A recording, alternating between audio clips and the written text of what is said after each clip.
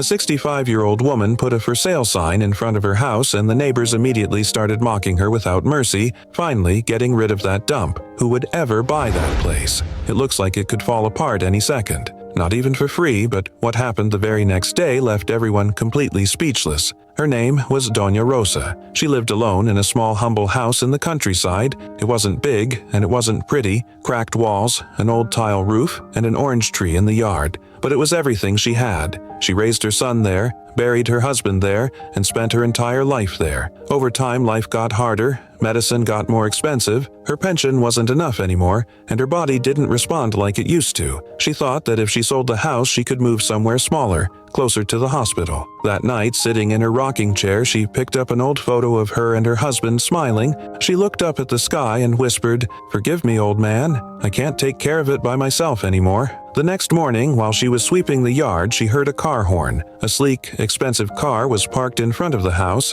A man in a suit got out and knocked on the gate. "Are you Doña Rosa?" "Yes," she answered, confused. "Is the house still for sale?" With a trembling voice, she said yes, but explained it's a very simple house. It has no luxury at all. The man smiled and said, "I'm not looking for luxury." Then he asked a question that froze her in place. "Is it true that Don Antonio lived here?" Doña Rosa turned pale. "You knew my husband." The man got emotional and said he saved my life. "When I was a kid, I lived on the streets. I had no parents, no food, nothing. One day, Don Antonio found me starving. He brought me into this house, gave me food, taught me how to read, and paid for my school. He told me everyone deserves a second chance." The man took a deep breath and said, "I came to buy the house, but you are never leaving this place. This house is sacred." Doña Rosa, she broke down in tears. On the sidewalk, the neighbors who had mocked her stood there in silence with their mouths open. The man's name was Leonardo, one of the richest businessmen in the country, but his greatest wealth wasn't money, it was gratitude.